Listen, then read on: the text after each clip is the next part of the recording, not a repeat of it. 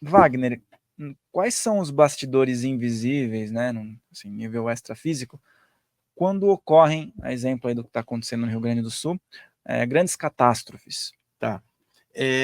Eu uso muito uma expressão tirada do japonês que é tsunami, o maremoto. A televisão e a internet magnificam muito as notícias hoje, tudo é muito rápido. Então, se eu pegar o exemplo de Porto Alegre, eu vou a Porto Alegre desde a década de 80. Eu tenho muitos amigos no Rio Grande do Sul, principalmente em Porto Alegre e Caxias do Sul. Eu gosto muito do Rio Grande do Sul e sou sempre muito bem tratado lá. Aprendi a amar o povo gaúcho. Eu falo isso de coração porque é verdadeiro. Uma cultura riquíssima, ligada à terra, à tradição. E eu cresci no Rio de Janeiro e hoje moro em São Paulo, as duas maiores cidades do país. E gostei muito da cidade do Rio Grande do Sul. Então, tem a Galeria Chaves, na Rua da Praia, Rua dos Andradas, que é uma galeria com 3 ou 4 andares de lojas. E lá tem 2 lojas de CD, que todas as vezes que eu vou a Porto Alegre, eu vou nas lojas, acho algumas coisas que eu não acho em São Paulo e no Rio, né? Então, tem um painel na entrada da Galeria Chaves com fotos em preto e branco da grande enchente de 1941, que ocorreu lá, que foi muito grave. Essa aí é um pouco mais grave, mas aquela também foi muito grave. E isso marcou muito a vida do gaúcho de Porto Alegre, porque foi uma inundação histórica. Então, ao olhar 1941, no mês de maio, mês de outono, também dá para ver que a região está sujeita a alterações climáticas desse porte. E é claro que hoje, 80 anos depois, com mais gente, a população maior, todo o dano que o ser humano faz na natureza. É claro que potencializou muito mais o efeito destrutivo de algo que dentro da região pode acontecer. Então, como a notícia vaza muito rápido hoje, milhões de outras pessoas em pensamento, olhando aquilo, falam: meu Deus, isso gera um tsunami de formas psíquicas que acaba a TV, a internet, o YouTube virando veículo. Você está vendo o noticiário, vê uma onda de tristeza, que não é só a tua, mas a de milhões de pessoas, criando uma atmosfera. Em 1941, quando houve a grande enchente lá, não tinha internet nem TV para magnificar, então ficou localizado. Hoje, a informação ela viaja muito rápida. E aí, muita gente pensando e tendo emoções, você cria um maremoto de ondas mentais ou formas de pensamento, a maioria de tristeza, é claro, as pessoas têm empatia pela dor do outro, mas o que acontece? Nós que estudamos temas espirituais, nós conhecemos esses mecanismos. Então, o que rola no momento de tragédia, sabendo que isso acontece? Eu estava vendo as imagens terríveis, né? Claro, na TV, e veio uma onda de tristeza que eu cortei na mesma hora. E, ao mesmo tempo, preocupado com meus amigos que estão lá, que é gente que eu gosto muito. Mas, se eu entro na vibe de tristeza e fico mal, como é que eu posso enviar algo para ajudar? Então, o estudo espiritual me faz respirar fundo, ter empatia por quem sofre, mas procurar elevar para vibrar algo melhor a favor. E é claro, eu procurei ajudar com um Pix, né?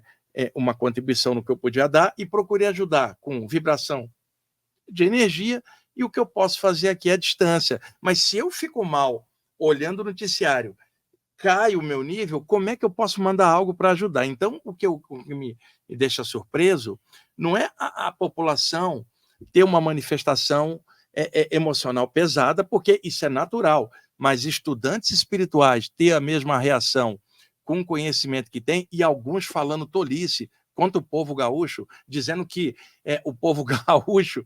Eu vi várias coisas, pessoas usando motivação política contra o povo gaúcho, outros usando motivação religiosa, preconceituosa, contra, e estudantes espirituais falando também um monte de tranqueira, quando eles deviam estar vibrando energia, porque estudam e sabem.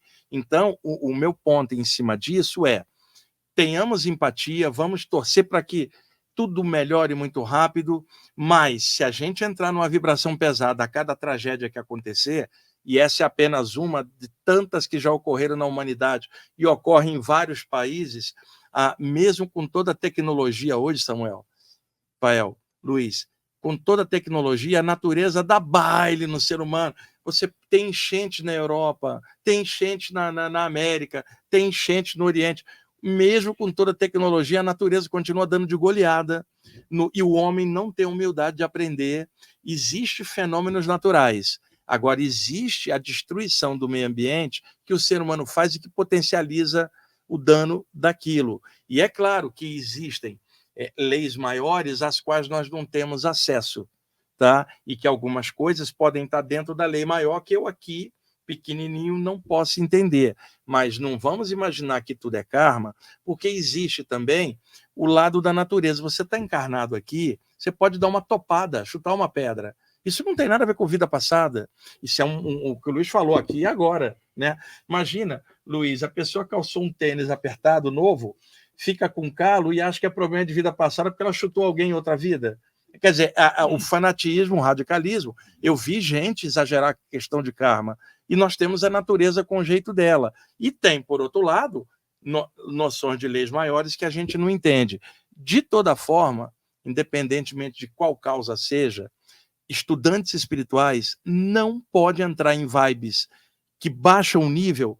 Em qualquer tragédia que acontece, a função nossa é ergue, respira fundo, pensa num poder maior e faz o que você sabe fazer. E é isso que me surpreende. Num momento de tragédia, estudantes espirituais arriarem junto. E aí eu pergunto, para que estudar isso se na hora que aperta não consegue vencer? E como é que você mede a qualidade de um saquinho de chá? Quando você coloca ele na água quente para ver a resistência do saquinho.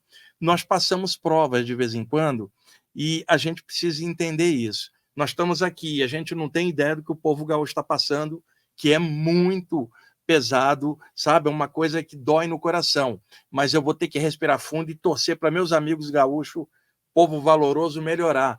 Agora, ficar atacando o povo gaúcho, ficar usando preconceito religioso, preconceito político, você está de sacanagem. E estudantes espirituais fazendo isso é um negócio assim abominável. E vamos torcer para tudo melhorar. A gente sabe que pode acontecer mais chuvas, a região lá está sujeita a isso. Agora, o homem vem estragando a natureza, vem criando condições que desastres naturais que sempre aconteceram potencializaram de forma maior a destruição. Tem descaso de governo, tem a inércia da própria população que diante de algo assim, não reage cobrando dos governantes seriamente providência. E é isso que acontece, e eu lamento muito pelo povo gaúcho o sofrimento que está, mas vão se reerguer, é um povo valoroso, e tomara que tudo melhore, que as coisas vão em frente e que o ser humano aprenda a lidar com a natureza de outra forma. Muito bem. O Luiz estava querendo falar, né, sobre esse assunto também? Esse assunto, sim, é muito importante. Tudo isso que o Wagner acaba de dizer, 100% de razão você tem, Wagner. E eu queria só acrescentar que,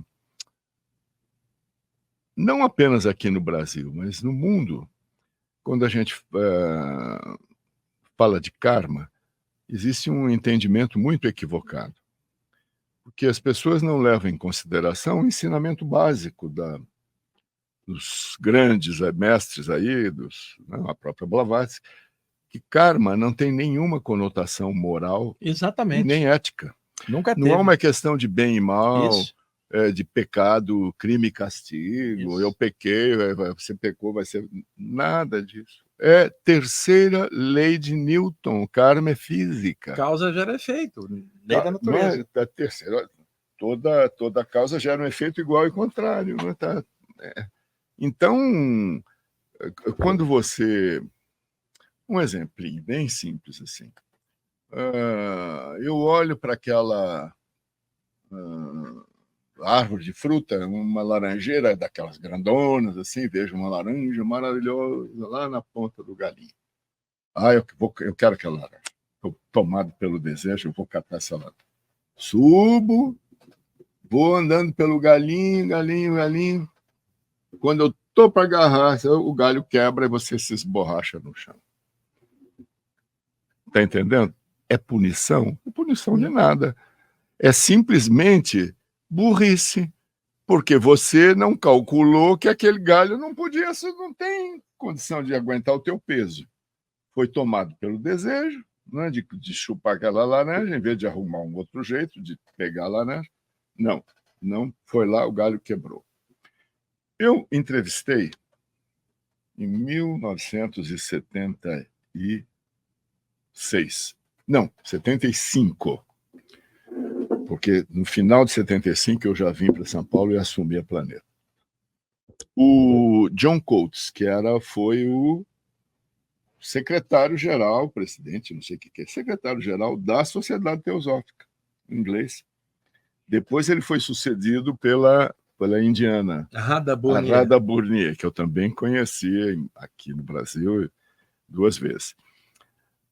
Mas o John Coates estava no Rio, foi lá visitar a Sociedade Teosófica, foi dar umas palestras, e eu o entrevistei para a última hora no hotelzinho onde ele estava hospedado, bem lá no centro do Rio, bem modesto, por sinal. E no meio das perguntas, esse sempre foi um tema que me interessou muito, e eu perguntei para ele me explicar o que era karma. E ele me disse isso que eu estou falando aqui, não é da minha cabeça, né? Não, karma é física, é pura, é ciência pura. E a lei do karma, com todas as suas variantes, tanto se aplica para o mundo da matéria, quanto para o mundo das energias e também para o mundo sutil. Mas é lei de Newton, tá? E eu ouço muito falar em karma coletivo. O que é isso? Ele disse, sim, o karma de uma coletividade, tem o karma de uma pessoa, tudo tem karma, tudo. Tudo que se move gera uma ação no meio que gera uma reação. Ação e gera uma reação. Então, tudo tem karma. Você pega essa xícara, põe aqui, é uma ação, você criou um karma. E eu vou te dar um exemplo de karma coletivo. Como é que isso aí funciona? Ele contou. Meu país, a Inglaterra. Meu país deitou e rolou em cima de vários povos que foram colonizados pela Inglaterra, povos africanos, povos asiáticos, povos da América Latina, etc. Pintamos e bordamos. Fomos lá, mandamos com forças, nós éramos mais fortes, militarmente falando, né? E tomamos o que a gente podia. A Inglaterra virou um império na época da Rainha Vitória, que se dizia que no império da Rainha Vitória o sol nunca se põe. Virou um jargão, inclusive. Não é? Por quê? Porque tinha tanta colônia no mundo inteiro, quando era noite lá, era manhã em outro lugar. Então. Muito bem. Depois, como tudo, não é? Os ciclos históricos vão evoluindo, vão mudando. A Inglaterra começou a perder as colônias todas, não é? Ficou reduzida a uma ilha lá em cima, que tem ainda um pouco da sua importância, mas nem mais a sombra do que foi no passado. Muito bem. E agora o que está acontecendo? Nunca pensaram no karma acumulado, o que vai dar isso aí, né? Séculos e séculos de exploração das colônias. Para hoje, para manter ainda um certo poder, criou-se a Commonwealth, Comunidade Britânica,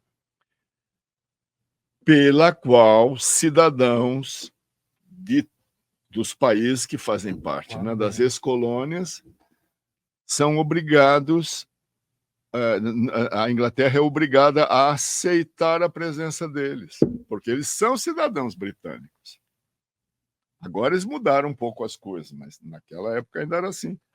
Então, a Inglaterra está sendo literalmente invadida, como a Europa toda hoje, né? Europa colonialista, por gente que vem dessas nações.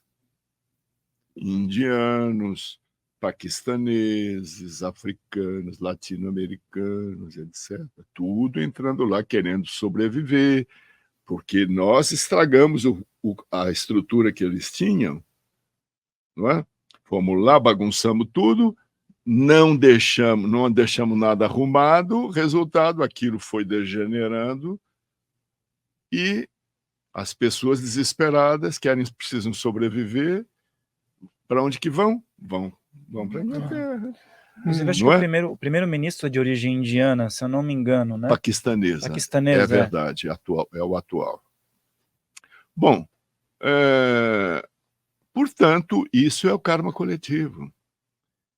Então, não tem nada a ver com o pecador que vai ser punido, vai ser castigado. É uma consequência natural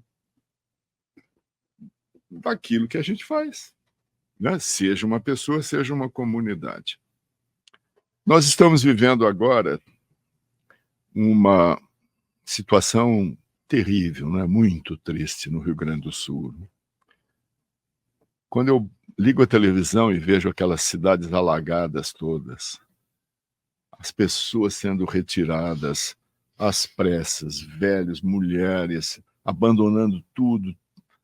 Olha, é uma hecatombe aquilo que está acontecendo, né? Animais boiando nas águas. Hoje teve uma matériazinha desses canais aí que eu estava vendo hoje cedo, quantidade de vaca, cavalo, cachorro, tudo morrendo, galinhas, os porcos. Uma coisa terrível. É culpa dos gaúchos? Não. Não numa medida única. É culpa do karma ecológico e ambiental que nós, seres humanos, que vivemos ao redor do planeta inteiro, estamos criando. Exato. Está entendendo? E nós somos os responsáveis, todos nós. Todos. Tá? Por um acaso ou por circunstâncias meteorológicas, geográficas e hidrológicas, etc., essa bomba explodiu lá. Agora, como já tem explodido outras, para lá e para cá, não só no Brasil, fora do Brasil, para todo mundo todo aí. E vão acontecer outras. Como punição, não. A Terra, o planeta não tem esse tipo de consciência. O planeta reage ao estímulo que ele recebe. Não é? Você cuida bem da grande mãe, não é? Que é um ser. Organismo, Nosso né? planeta. Ela vai responder o quê? Com uma generosidade que lhe é peculiar. Agora, você arranha a epiderme dela, maltrata, arranca, perfura, faz o diabo, nós vamos ter... São consequências. Então, quanto a gente não introjetar essa ideia absolutamente verdadeira de que tudo na nossa existência, na vida do mundo, inclusive, é consequente.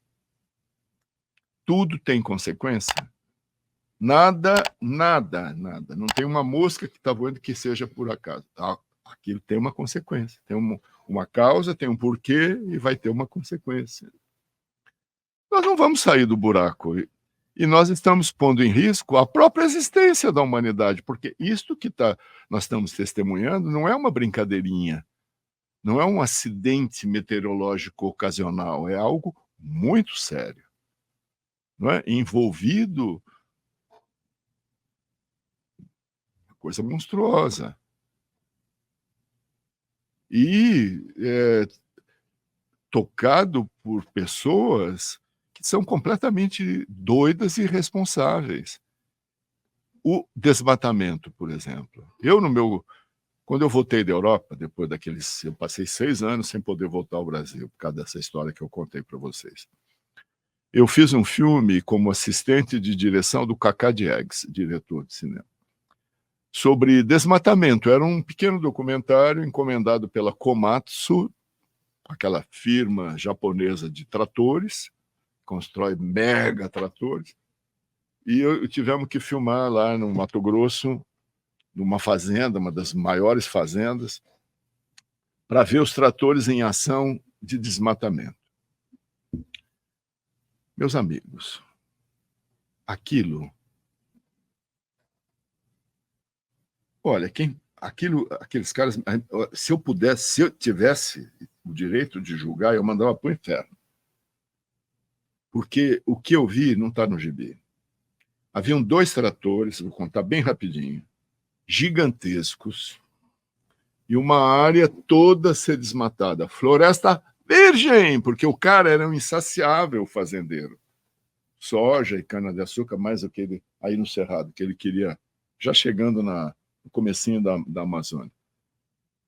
Ele já tinha área plantada e desmatada do tamanho do Luxemburgo, sei lá, de um país, pequeno país europeu. O cara queria mais. Bom, e super feliz, super contente, mostrando o que ele estava fazendo. Um trator era colocado aqui, num lado de uma área determinada da floresta, o outro aqui, e eles eram ligados por uma corrente, um ao outro, mas a corrente era dessa grossura, assim. E o trator era capaz de arrastar um edifício, eram tratores muito poderosos.